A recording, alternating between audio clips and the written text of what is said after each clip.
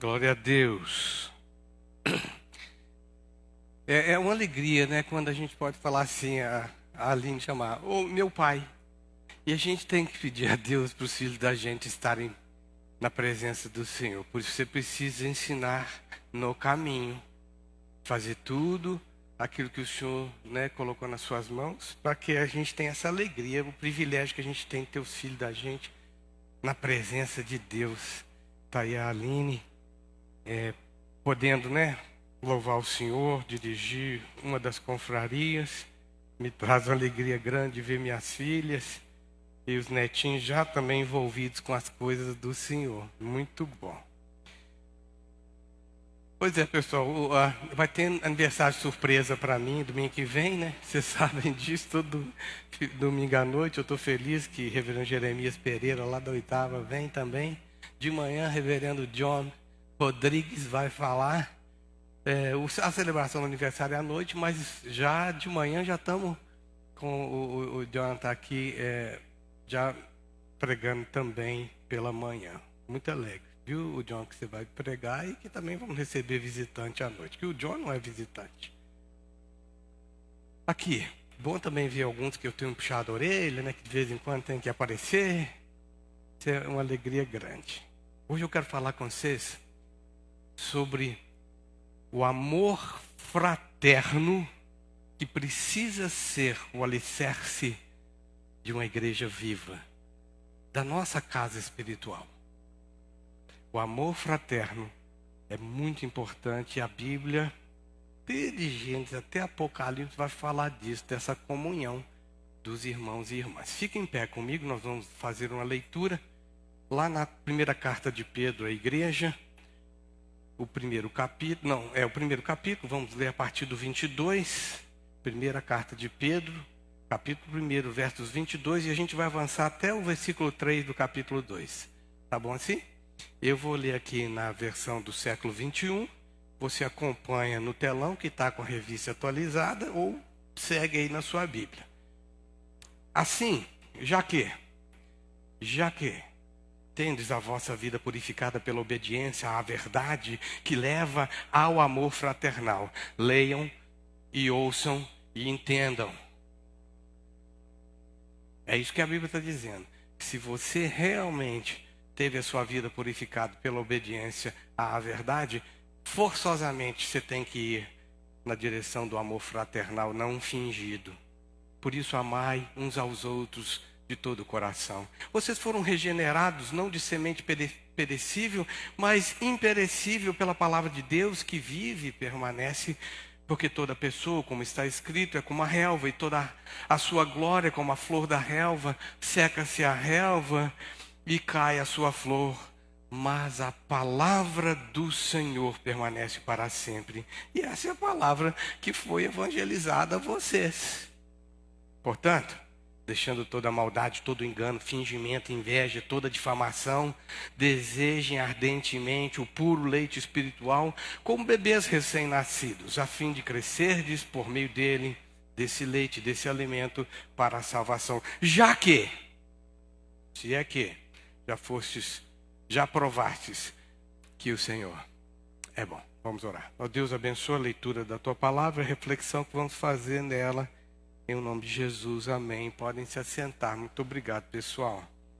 Aqui, nessa altura da carta de Pedro, ele, depois de discorrer sobre a importância do sacrifício de Jesus, que ele vai fazer isso lá ali no início do capítulo 1, e também da necessidade de uma vida cheia de gratidão, lotada de gratidão, agora ele passa a falar sobre essa fonte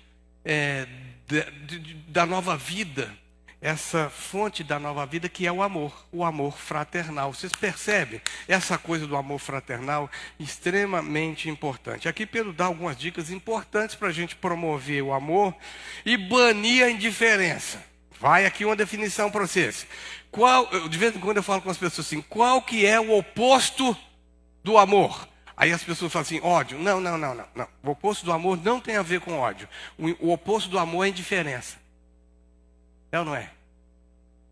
Amor é uma coisa linda. O ódio passa, muitas vezes, por esse sentimento, mas não é o oposto do amor. O oposto do amor é a indiferença. Então aqui, Pedro vai dar algumas dicas para a gente banir a indiferença e promover o amor. E assim, dar crescimento e equilíbrio ao corpo. Aqui, pessoal, toda a nossa caminhada na direção do amor, ou de amar, ela sempre tem que ter investimento ela custa. Tem que ter investimento de trabalho. E aqui o apóstolo vai falar o seguinte: tem uma direção positiva, que é a busca desse amor, né? Mas também uma direção, uma ação negativa, que é a repulsa de todo o mal. Um completa o outro. Eu busco o amor e eu repulso o pecado e repulso aquilo que faz mal para a igreja. Um completa o outro, e a busca do amor é o positivo, e também a repulsa do pecado é o negativo. E eu quero começar aqui como essa busca do amor. Como é que ele já está falando já pelo início do amor, né? Que coisa linda, gente. É ver que nós precisamos correr atrás disso, intencionalmente, buscar o amor, não fingido, o amor fraternal, amando uns aos outros de verdade. E é uma coisa muito bonita quando você enxerga uma comunidade que ama de fato e é cuidadosa com os seus membros, com as suas partes. É muito lindo ver uma igreja unida, autêntica, acolhedora, que tem profunda consideração entre os seus membros. É muito bom ver ali, nesse lugar, relacionamentos que são prezados e muita transparência no meio dela. Ver nessas comunidades que as fofocas, conversas fiadas, não só são combatidas aqui desse púlpito, mas também pelos seus membros que defendem a honra uns dos outros. Vou repetir, isso é importante. A igreja viva, a igreja realmente transformada, os membros uns dos outros, eles defendem a honra uns dos outros. Há também nessa igreja uma expressão santa de afeto e carinho. As pessoas se tocam, se beijam, num amor fraternal puro, não fingido. É bom ver nessas comunidades que não tem acepção de pessoas, todos se sentem bem, e a consideração de todos, para que eles se sintam bem também. Os idosos são bem tratados, os jovens são respeitados, as crianças têm o seu espaço, e todos se sentem importantes, para que o corpo seja edificado. Isto verdadeiramente é o que nós podemos definir amor fraternal. Pegou? Isso aqui é amor fraternal. É aquilo que nós somos chamados a fazer, amar uns aos outros. E a gente percebe nessas comunidades que, e eu vou falando dessas comunidades que eu vou chegar aqui para a gente, né? Que isso não é só uma conversa fiada, uma emoção, sensação humana, mas certamente um ato de autossacrifício, um auto altruísta, numa ação intencional que busca o bem-estar do outro.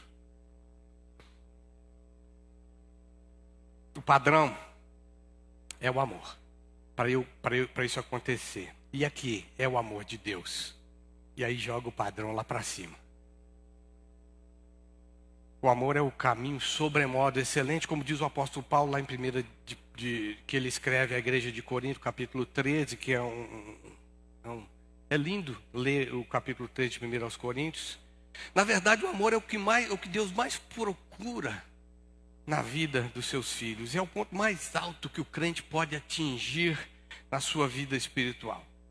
Mas, de novo, não está relacionado com emoção, mas relacionado com a vontade, com o desejo, com a intenção, a determinação que procede de uma mente já transformada e iluminada pelo Espírito Santo, que diz para nós assim: isso é o correto, façam, amem, mesmo que custe. Porque é claro que amar custa. A gente acha que amar, assim, os outros vêm amando a gente, vem a nós. Não, não, não.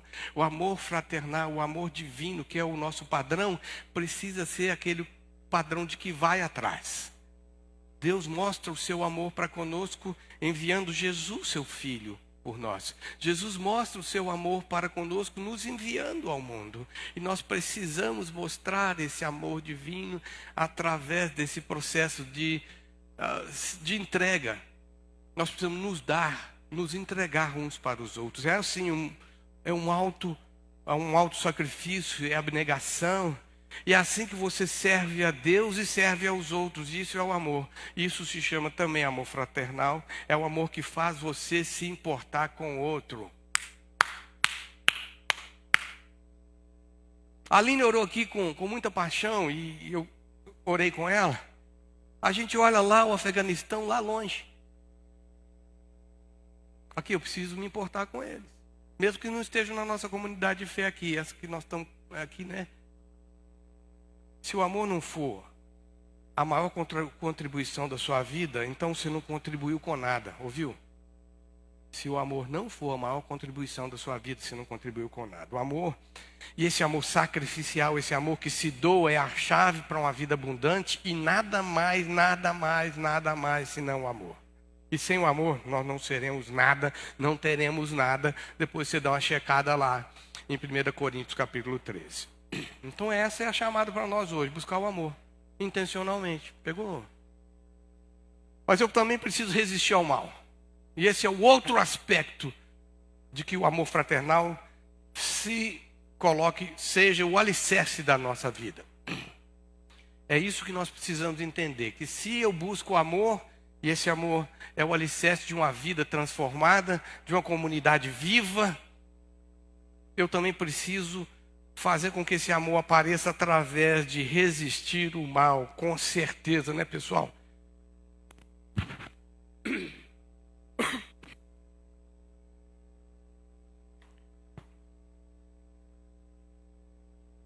Nós precisamos ser muito mais eficazes nessa luta contra o pecado. E eu preciso que você entenda, à medida que ele surge, que eu aprendo sobre ele, eu tenho mais força de ser mais contundente contra ele. O apóstolo Tiago, ele fala lá em Tiago, capítulo 1, versículos 12 e 15, que o pecado na nossa vida é fruto da nossa própria cobiça. Essa cobiça a cobiça dos olhos, ela está dentro de mim. E eu preciso entender que o pecado começa em mim. Presta atenção, gente. Se Deus, lá o Tiago está falando, Deus não tenta ninguém. Mas o pecado acontece quando você mesmo se dispõe a ir atrás dele. É toda a responsabilidade minha e sua para resistir ao pecado. Nosso dever é resistir à tentação, ao invés de colocar a culpa dos nossos fracassos no diabo ou nas circunstâncias. Temos que reagir e resistir à tentação. Porque como o Tiago ensinou aqui ainda há pouco, que o pecado é fruto de uma união. E ele faz essa coisa assim, da união entre nós mesmos e a nossa própria cobiça. Essa união vai gerar um fruto que é o pecado. E o pecado consumado gera a morte. Então saiba de uma coisa, todo pecado na sua vida tem sua cara. Monstrinho, igual você. Olha que tem triste. Porque a sua cobiça, você colocando a sua cobiça no seu desejo, a cobiça dos olhos, a cobiça do coração. Quer ver? Vamos fazer uma coisa? Vamos ler lá em Tiago 1. Põe aí para mim, faz favor de novo. 1:12. Diz assim: feliz é o homem que suporta a provação com perseverança, porque depois de ser aprovado, receberá a coroa da vida que o Senhor prometeu àqueles que o amam. Quando tentado, ninguém diga que sou tentado por Deus, porque Deus não pode ser tentado pelo mal, nem a ninguém tenta. Mas cada um é tentado quando atraído e seduzido pelo seu próprio desejo, a sua própria cobiça. Então, a sua cobiça, o seu desejo, tendo concebido, dá luz ao pecado, e o pecado, após consumar, gera a morte. Então, eu preciso falar com você o seguinte: nós temos essa responsabilidade de resistir ao diabo e resistir às tentações, e a tentação pode até vir de fora, mas o consentimento de pecar está dentro do seu e do meu coração. E eu preciso entender isso. Quando você entende isso, fala assim: eu preciso resistir, eu preciso fazer essa ideia de que o pecado é como se fosse um bebê que está sendo formado, um embrião formado dentro de nós. É a única hora que nós defendemos um aborto. É o aborto espiritual do pecado. Esse nós defendemos. Porque aqui, nota de rodapé, você que está nos assistindo, nós somos pró-vida. Nós queremos que o Senhor Jesus nos deu a vida.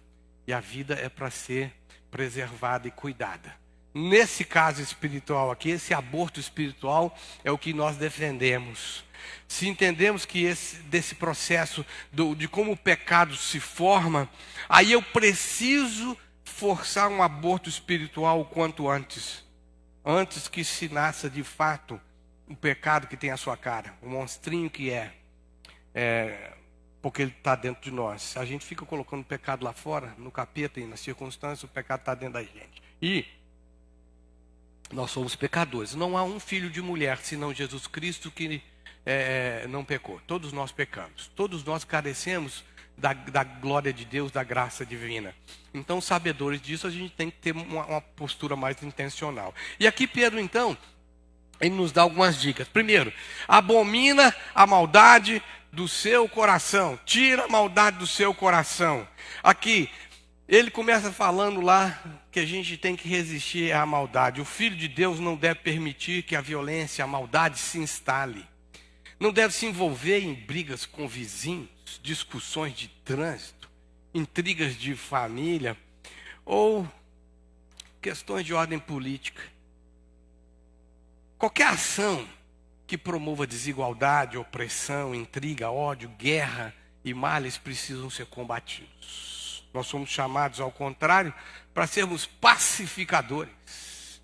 Os filhos de Deus, as filhas de Deus, precisam denunciar maus tratos no lar, precisam denunciar agressões e opressões e abusos que sejam físico, emocional ou espiritual ou sexual. E precisam tomar essa atitude contra a maldade.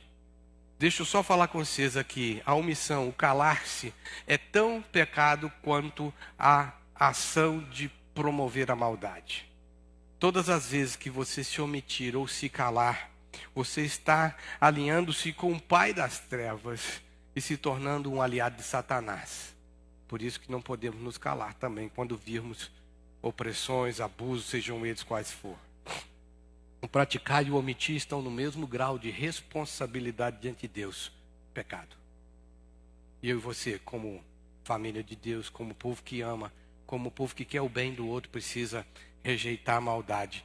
Em especial nos ciclos mais próximos nossos, em especial na comunidade de fé. Outro aspecto que ele vai falar, assim que o apóstolo Pedro vai falar, é a mentira. Olha lá, ele fala assim, tira toda a maldade. E agora todo engano, toda mentira. Aqui, João 8,44 diz que a mentira tem pai. E o pai da mentira é o capeta. E toda vez que você falar mentira, você está seguindo e adorando a Satanás. Porque a mentira diz respeito ao próximo e não procede de Deus, porque Deus é verdade. 1 de João 2,21 fala isso. A mentira, pessoal, começa com mentirinha. E vai aumentando, até virar um vício, um mau hábito. E aí você se torna mentiroso, mentirosa. Bane isso sua vida.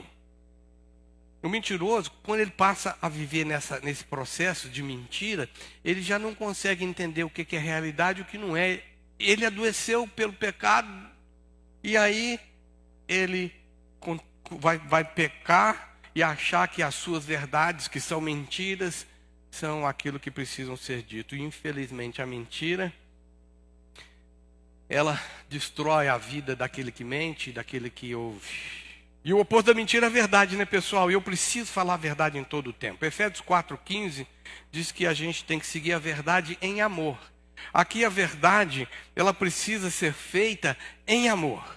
A mentira gera rancor, ódio, mas aqui a verdade sempre é acompanhada com amor. Precisa ser acompanhada com amor. Quem ama fala a verdade com carinho e respeito, porque a verdade, ela precisa ser dita em amor. E a verdade sem amor é agressão.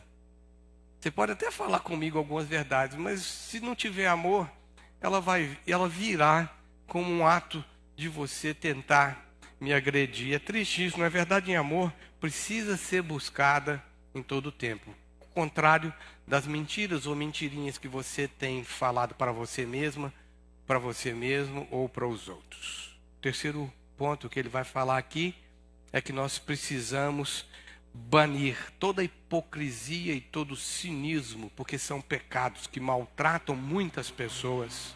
Há pessoas por aí que até parecem ser boas pessoas, fingidas. E elas se mostram tão meigas, tão amigas por fora, mas por dentro são víboras venenosas. Foge dessas. E se você tem sido assim, que o Senhor te repreenda nessa manhã, em o nome de Jesus. Essas pessoas só pensam em si mesmas, e elas só têm atenção em maquinar planos para enganar os outros, para receber benefício pessoal. Elas tramam projetos em seus corações, que objetivam o próprio bem delas, mas a derrota e o sofrimento daqueles que estão ao seu redor. Não são sinceras, não são transparentes, se mostram muito bonitinhas quando na frente das pessoas, mas têm sempre segundas intenções, e tudo que fazem é para o seu próprio benefício, mesmo que custe a vida e a saúde do outro. São pessoas que têm os pés que se apressam a fazer o mal. Foge delas. Se você tem tido esse tipo de atitude, peça ao Senhor que te livre em nome de Jesus. Outro grupo que o apóstolo vai falar é a inveja e o ciúme. Essas são características claras, opostas ao amor. Pecado também. Elas têm o mesmo significado. A palavra inveja e ciúme, por exemplo, na NVI vai falar como inveja. Na revista atualizada vai falar ciúmes. A raiz é a mesma, o sentimento é o mesmo. Ambos destroem.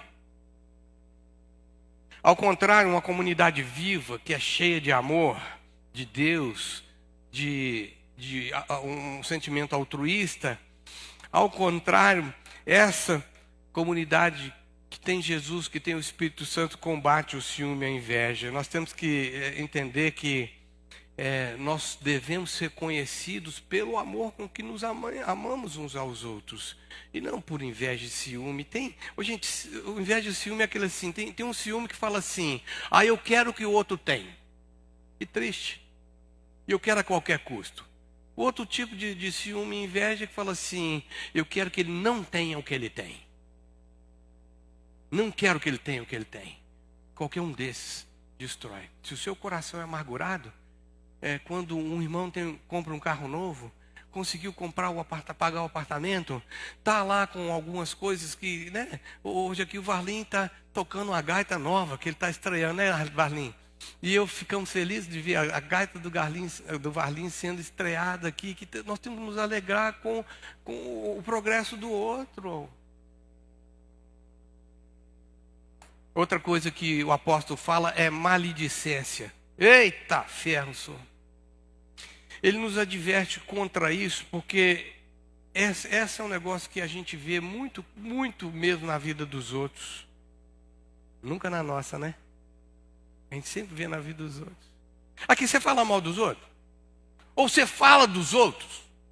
Porque às vezes você fala dos outros. Você gosta de falar dos outros. Quanto tempo você gasta falando da vida dos outros? Você tem se alegrado com a iniquidade? Porque se você fala dos outros com intenção ruim, você se alegra com a iniquidade. E o amor não se alegra com a iniquidade. Cuidado com a difamação, difamar os outros. Mesmo que você fale a verdade, não transmita, porque você precisa preservar a honra do seu irmão, da sua irmã de caminhada. Para de falar dos outros. Gasta tempo cuidando da sua vida. Uma vez eu ouvi uma frase, eu repito ela aqui: Deus nos deu vida e abundante. Cuida da sua. Já é muito. Já é vida abundante. Cuida só da sua. Para de falar dos outros. É claro que essa lista não é exaustiva, né, pessoal? Mas nós precisamos ter no coração e na mente o desejo de combater esses pecados nas nossas vidas. Todo e qualquer pecado precisa ser banido da nossa vida, e eu preciso fazer isso intencionalmente. Eu preciso decidir não coadunar com o pecado, não concordar com o pecado. E o texto que eu li para vocês lá em 1 de Pedro 1:22, ele diz: já que, aqui é se em algumas traduções. Aí eu falo assim, e o se não é condicional aqui. Em 2 vezes ele vai usar esse se aqui, mas não é condicional, ele é consecutivo. Já que você teve a vida purificada, então essa atitude tem que ser tomada pelo povo de Deus em primeiro lugar. É a sua responsabilidade viver dessa forma. Ele fala assim, já que a sua vida foi transformada, já que você tem uma vida viva, purificada pelo poder de Deus, já que nós temos uma comunidade que serve a Deus e que coloca no seu alicerce o amor fraternal não fingido, eu preciso buscar de todo o coração esse amor e deixar toda a maldade, todo o mal, tudo aquilo que vem contrário ao amor. Por isso, eu quero colocar para você o seguinte, como é que você pode reagir positivamente? Em primeiro lugar, é o seguinte, aceite a sua situação grave. Aceite que você está adoecido, que o pecado entrou na sua vida, que só a graça, só Jesus, só o Espírito Santo pode te convencer do contrário. Você está doente, você é doente e ficará doente até o dia que Jesus voltar. Ou enquanto isso, aceite a sua posição. Não bata no peito. Não ache que você é o melhorzão, não. Não ache que você é a melhorzona, não. E para de fazer essas fofocas, conversa fiada. Para de querer o mal dos outros. Começa a se alegrar com o irmão. Primeira coisa que você tem que fazer, então, é aceitar a sua situação gravíssima que você está doente. Segundo, o seguinte, você vai ter que buscar um hospital e se internar. Busque. Vá atrás. Já que você está doente, vá atrás, ou... se interne no hospital divino. E aqui, a igreja é um bom começo. A igreja não é perfeita, mas é um bom começo. Se envolver com as coisas da comunidade local. Frequentar os cultos. Trazer suas crianças. Fazer com que a sua vida devocional seja uma vida voltada para aqueles estudos que nós estamos fazendo. Inclusive nos grupos pequenos, nos grupos nos lares, que nós chamamos de plantio. Se interne. A igreja é um bom começo. Uma oração sincera e arrependida diante de Deus precisa ser feita. Porque você vai pecar amanhã. Você vai pecar depois da manhã. Mas se você não tiver essa responsabilidade, uma ação sincera e arrependida diante de Deus, uma confissão autêntica e real, você continuará doente. Então faça isso, se interne. Use a confissão. Talvez até uma boa conversa. O Tiago fala da confissão auricular. Quando a gente fala, confessa os pecados uns para os outros. Os nossos irmãos romanos, católicos romanos, eles têm a confissão auricular de uma maneira diferente do que a gente ensina. Mas essa deveria ser a forma mais adequada de confessarmos os nossos pecados. A gente confessa para Deus, mas a gente tem que ter alguns lugares. E nessa igreja aqui nós temos pastores aqui que cuidam disso. Se você precisar, pode bater na porta. Vamos conversar. Você será acolhido, respeitado e exortado naquilo que for preciso. Numa confissão privada. Numa confissão que foi feita de boca, mas que vai ficar ali no sigilo. Por isso que você precisa fazer isso. Terceiro, você precisa então se submeter à cirurgia. Já que está doente, já que se internou, vai ter que fazer a cirurgia. E a obediência é a melhor forma cirúrgica de tratar o seu problema do pecado. Obedeça a palavra de Deus. E ela continua sendo, e aqui o apóstolo fala, que a gente sabe que a obediência à verdade é que faz a diferença na nossa vida. A palavra que nos leva à salvação. É ela que muda a nossa história. Então, se você está doente, reconheça. Se você entendeu que você está doente, se interne, busque a Deus através da sua confissão, do seu arrependimento, da sua fé, se envolva com as coisas da igreja, se submeta a cirurgia através da palavra de Deus que traz salvação. E por último, deixe o Espírito Santo de Deus te consolar, trazer esperança, alegria e vida, uma vida mais saudável, que depois dessa cirurgia, pela palavra de Deus, ele pode mudar a sua história. Essa é a única certeza que nós temos quando nos submetemos à cirurgia, à palavra de Deus, que nós seremos melhores amanhã do que fomos ontem, que fomos hoje. É sempre assim. Claro que custa caro, claro que tem investimento, mas não podemos desanimar. Eu quero encerrar. O apóstolo Paulo termina esse texto com uma advertência e um chamado ao mesmo tempo. Ele fala assim: amem uns aos outros. com todos esses problemas, sabendo que você é pecador, mal cheiroso, fedorento, mas que o outro também é. Então, se a gente tem que entender e ter compaixão com o outro, misericórdia, agir de misericórdia e poder amar uns aos outros sem fingimento. E ao mesmo tempo, fujam do pecado. Busquem ardentemente como crianças de peito. E nós temos aí dois bebês que nasceram semana passada, né? Está aí a Lorena e está aí a Egg, a Natália Egg, amamentando seus meninos. Eles morrem de fome, começam a chorar. É assim que você tem que fazer. Ficar morrendo de fome e correr atrás. E busca esse leite genuíno, que é a palavra de Deus, que é a palavra que nos salva e nos salva a nós mesmos, que nos dá vida. Busque como essas crianças buscam. Nos aproximemos do Deus Santo. Nós que já provamos que o Senhor é bom. Olha para mim. Já que você provou que o Senhor é bom, você tem que fazer isso. Agora, se você ainda não provou que o Senhor é bom, você precisa provar que o Senhor é bom, sempre bom, o tempo todo. Aí eu preciso crescer na graça, com esse leite que Ele nos dá, com esse alimento rico, na graça e no conhecimento de Jesus Cristo, para que alcancemos a estatura de um varão perfeito, a estatura de uma pessoa já crescida, como diz Efésios 4:13, até que todos nós cheguemos à unidade da fé e do pleno conhecimento do Filho de Deus, cheguemos à perfeita varonilidade, à medida da estatura da plenitude de Cristo. Precisamos nos alimentar da palavra de Deus, para que o amor seja o fundamento da nossa vida e que com esse mesmo alimento nós consigamos fugir e rejeitar todo o pecado e toda aquilo que não vem de conformidade com o amor.